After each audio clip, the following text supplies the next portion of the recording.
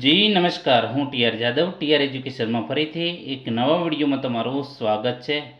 મિત્રો, જીએસઆરટીસી હેલ્પરની તૈયારી માટે અમારી ચેનલમાં ફ્રી વિડીયો લેક્ચર સિરીઝ શરૂ કરવામાં આવી છે, જેમાં ટેકનિકલ અને નોન ટેકનિકલ બંને પ્રકારના વિડીયો ડેલી બેઝ પર અપલોડ કરવામાં આવે છે.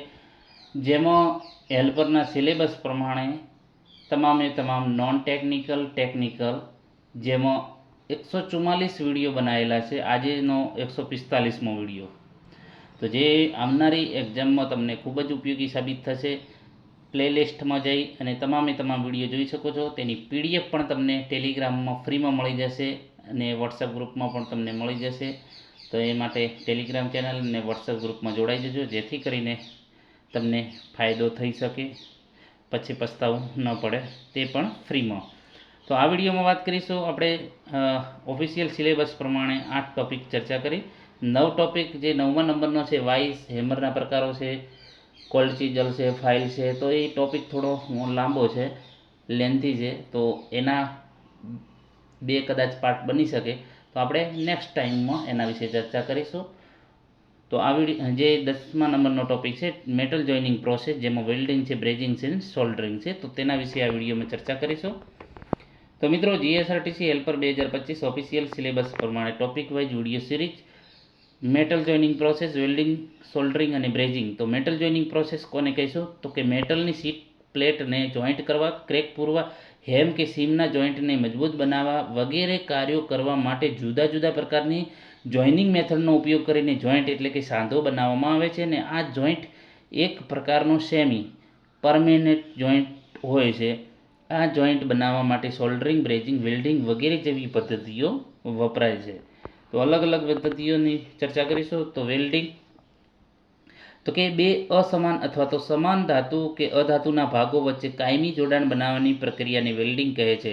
કે બે સમાન અથવા તો અસમાન ધાતુને, જે ધાતુ કે અધાતુના જે બે ભાગો વચ્ચે કાયમી જોડાણ બનાવવાની પ્રક્રિયાને વેલ્ડિંગ કહેવામાં આવે છે. વેલ્ડિંગ દ્વારા તૈયાર કરવામાં આવતા જોઈન્ટ સોલ્ડરિંગ કે બ્રેજિંગ કરતા દ્વારા તૈયાર કરાયેલા જોઈન્ટની સરખામણીમાં ઘણો મજબૂત હોય છે. જે વેલ્ડિંગ દ્વારા જોઈન્ટ હોય છે એ ઘણો મજબૂત હોય છે. તો કોનાથી? સોલ્ડરિંગ અને બ્રેજિંગથી.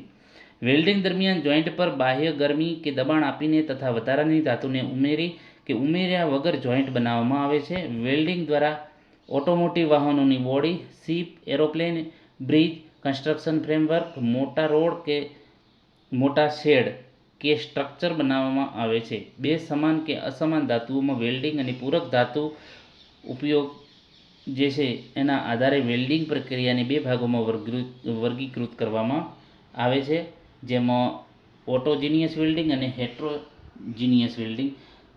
તો કે ઓટોજીનિયસ કે બે સમાન ધાતુઓને તે જ ધાતુની બનેલી પૂરક ધાતુને એમાં ઉમેર્યા વગર કરવામાં આવતા વેલ્ડિંગને ઓટોજીનિયસ વેલ્ડિંગ કહે છે. એટલે કે બે સમાન ધાતુઓને તે જ ધાતુની બનેલી પૂરક ધાતુ ઉમેરીને કે ઉમેર્યા વગર કરવામાં આવતા વેલ્ડિંગને ઓટોજીનિયસ કહેવામાં આવે છે. હેટ્રોજીનિયસ વેલ્ડિંગ, તો કે બે સમાન ધાતુઓને બંને અસમાન ધાતુઓના મિશ્રણ દ્વારા તૈયાર કરવામાં આવેલી પૂરક ધાતુ ઉમેરીને કરવામાં આવતા વેલ્ડિંગને હેટ્રોજીનિયસ વેલ્ડિંગ કહે છે.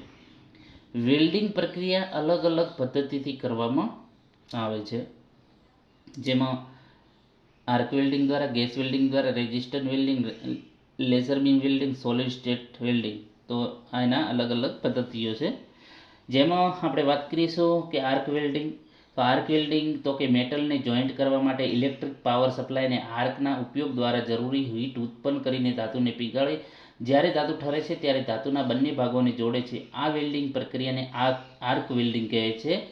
જેમાં આર્ક વેલ્ડિંગમાં વેલ્ડિંગ મશીનમાંથી જે મળતો પાવર સપ્લાય દ્વારા મેટલ સ્ટિક એટલે કે ઇલેક્ટ્રોડ અને બેઝ મેટલના જે કોન્ટેક્ટ પોઈન્ટ વચ્ચે ઇલેક્ટ્રિક આર્ક ઉત્પન્ન થાય છે. અને આ ઇલેક્ટ્રિક આર્ક એ બે ઇલેક્ટ્રોડ જે વચ્ચેના જે ઇલેક્ટ્રિક ડિસ્ચાર્જના કારણે આયોનાઇઝ્ડ ગેસ દ્વારા બહાર ફેંકાતો તીવ્ર પ્રકાશ છે. આર્ક વેલ્ડિંગ પ્રક્રિયા માટે નીચે મુજબ જરૂર પડે છે જે આઇટમ: એસી અથવા તો DC supply, welding electrode, welding electrode વર્કપીસને પાવર સપ્લાય સાથે જોડવા માટે electric cable, welding electrode workpiece વચ્ચેની ઇલેક્ટ્રોડ સર્કિટ આર્ક દ્વારા પૂરી પાડવામાં આવે છે.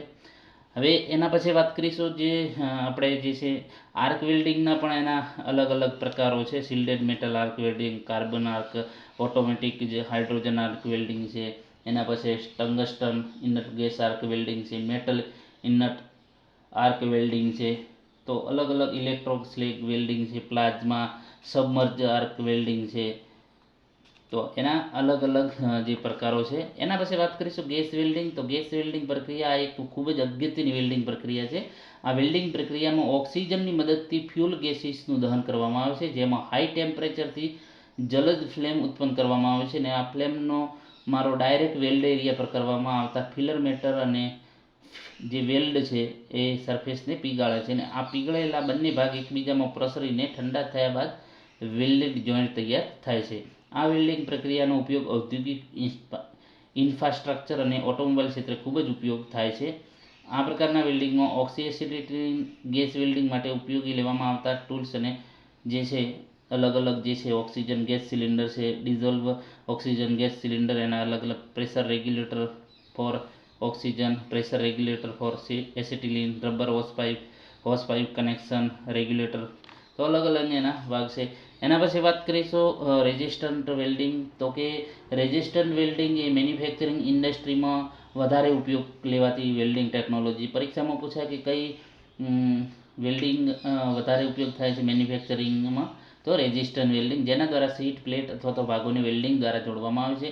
આ વેલ્ડિંગ પ્રક્રિયામાં જોડવાના ભાગો જે પોઈન્ટમાંથી હાઈ એમ્પિયરનો સ્ટ્રોંગ કરંટ પસાર કરવામાં આવે છે, જે વેલ્ડ પોઈન્ટને ગરમ કરીને પીગાળે છે અને જોઈન્ટ કરે છે. વેલ્ડિંગ પોઈન્ટ પર વેલ્ડિંગ કરતાં પહેલાં, વેલ્ડિંગ દરમિયાન અને વેલ્ડિંગ થયા બાદ પૂરતું દબાણ આપીને ભાગોને સતત જોડી રાખવામાં આવે છે. તો જે રેઝિસ્ટન્ટ વેલ્ડિંગના અલગ અલગ પ્રકારો છે. સ્પોટ વેલ્ડિંગ, જે રેઝિસ્ટન્ટ વેલ્ડિંગમાં જુદા જુદા પ્રકારો પૈકી સૌથી વધુ સ્પોટ વેલ્ડિંગનો ઉપયોગ થાય છે, જેમાં સ્પોટ વેલ્ડિંગ દ્વારા બે અથવા તો વધુ ઓવરલેપિંગ શીટ, સ્ટ્રટ કે projection, electric wiring, hangers, heat exchanger, fins તથા ટ્યુબને જોડવામાં આવે છે.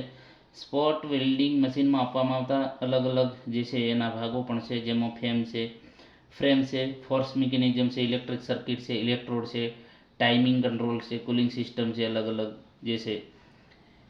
પછી પ્રોજેક્શન વેલ્ડિંગની વાત કરીશું. જે છે તો કે મેટલના ભાગો અથવા તો ભાગોમાં ઉપસેલી ડિઝાઇન ધરાવતી સીટ જેવા વર્કપીસની ચોક્કસ ડિઝાઇન પર ફિટ બેસે એ રીતે સ્પેશિયલ ડિઝાઇન કરેલા ઇલેક્ટ્રોડની મદદથી કરવામાં આવતા જે વેલ્ડિંગ છે એને પ્રોજેક્શન વેલ્ડિંગ તરીકે ઓળખવામાં આવે છે. પછી અલગ અલગ બીજા પણ છે. એના પછી લેઝર બીમ વેલ્ડિંગ છે, સોલિડ સ્ટેટ વેલ્ડિંગ છે. તો એના આપણે વાત કરીશું જે છે લેઝર, અને બીજું છે લેઝર બીમ વેલ્ડિંગ છે ને સોલિડ સ્ટેટ.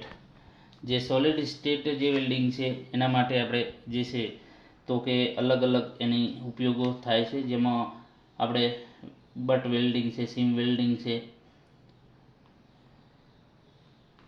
એના પછી વાત કરીશું સોલ્ડરિંગ.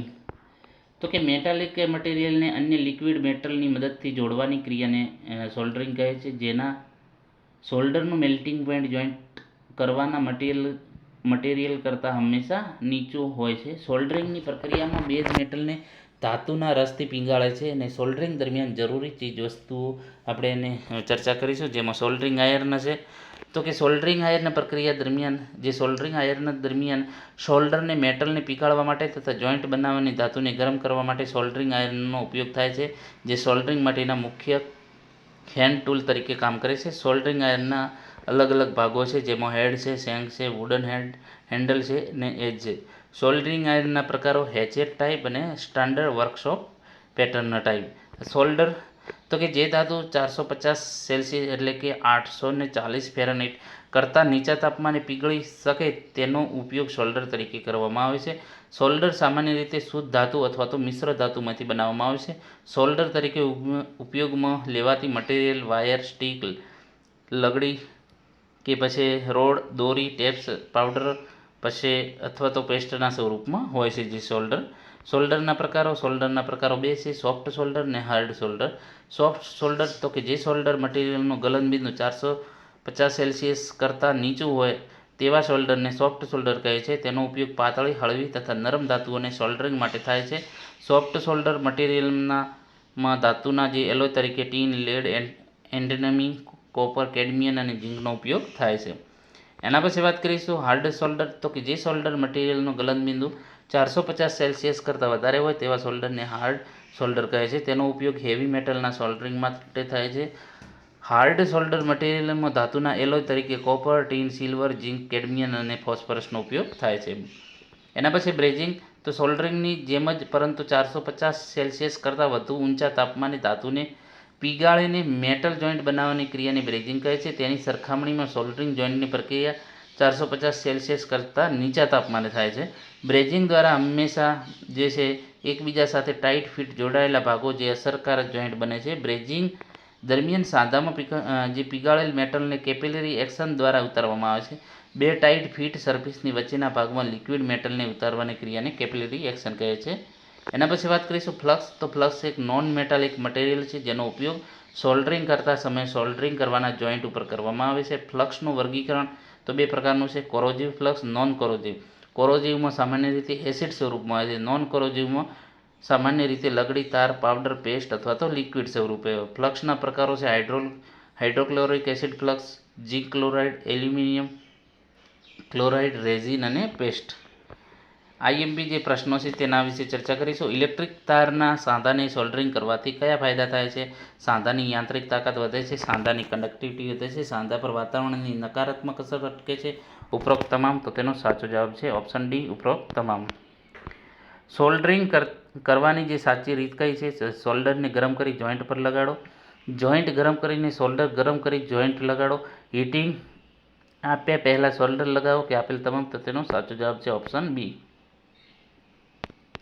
એના પછી વાત કરીશું સોલ્ડરિંગમાં ફ્લક્સનું કાર્ય શું છે?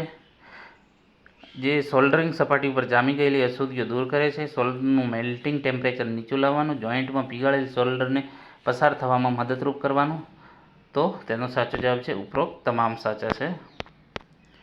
સોલ્ડરિંગ કરતી વખતે સૌથી મહત્વની બાબત કઈ છે? જોઈન્ટ કરવાનું મટીરિયલ, ફ્લક્સની પસંદગી, ટેમ્પરેચર કંટ્રોલ કરવાનું, જોઈન્ટને ગરમ કરવાનો સમય. ઉપરોક્ત એક મને, તો તેનો સાચો જવાબ છે ટેમ્પરેચર કંટ્રોલ કરવાનું અને જોઈન્ટને ગરમ કરવાનો સમય.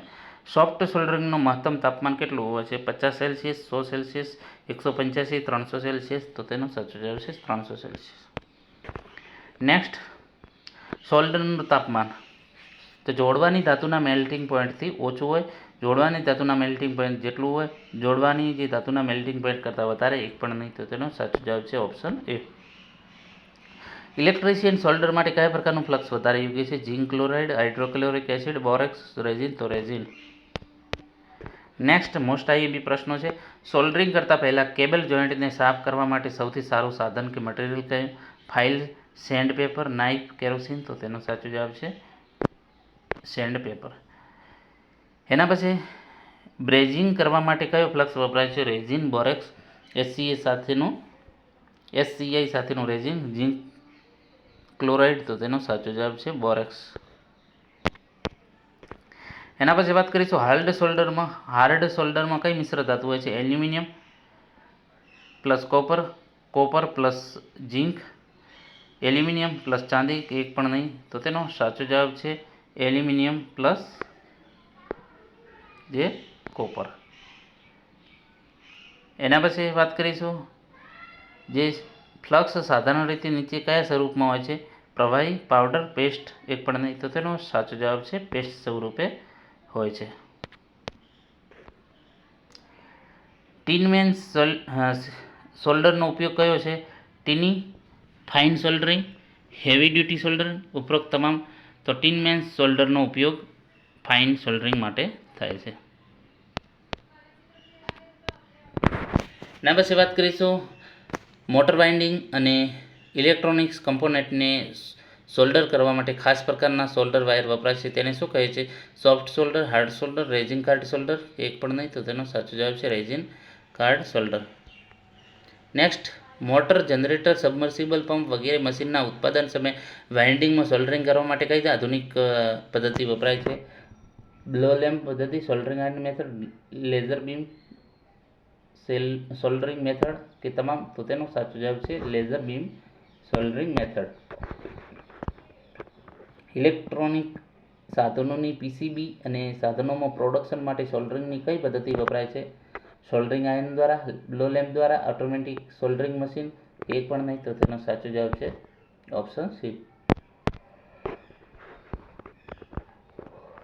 આર્ક વેલ્ડિંગ દરમિયાન કયા કિરણો ઉત્પન્ન થાય છે? ક્ષ કિરણો, ગામા કિરણો, આલ્ફા કિરણો, અલ્ટ્રાવાયોલેટ અને ઇન્ફ્રારેડ કિરણો. તો તેનો સાચો જવાબ છે ઓપ્શન ડી.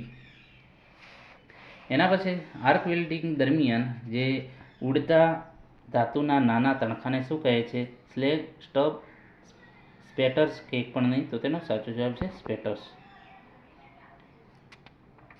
એના પછી વાત કરીશું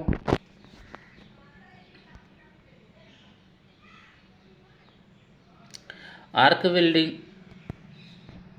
પછી વેલ્ડ સપાટી પર જમા થતી પોપડીના સ્તરને શું કહે છે? Flux, spatters, stub, slag. તો તેનો સાચો જવાબ છે સ્લેગ. નેક્સ્ટ, વેલ્ડિંગ દરમિયાન ઉમેરવામાં આવતી વધારાની ધાતુને શું કહે છે? Base metal, stub metal, filler metal કે ફ્લક્સ મેટલ. તો તેનો સાચો જવાબ છે ફિલર મેટલ. ઇલેક્ટ્રોડના વપરાશ સાથે વધતા નાના ટુકડાને શું કહે છે? ફિલર, ફ્લક્સ, સ્ટબ કે સ્પેટર્સ. તો તેનો સાચો જવાબ છે સ્ટબ. નેક્સ્ટ, પ્રોજેક્શન વેલ્ડિંગ એ ખાલી જગ્યા વેલ્ડિંગનો પ્રકાર છે. Friction, electric resistance, gas, electrical. તો ઇલેક્ટ્રિક રેઝિસ્ટન્સ. વેલ્ડિંગ કરેલી ગરમ ધાતુને પકડવા શાનો ઉપયોગ થાય છે? ટોંગ, હેન્ડ ગ્લોવ્સ, અર્થ ક્લેમ્પ, ઇલેક્ટ્રોડ હોલ્ડર. તો ટોંગનો. નેક્સ્ટ,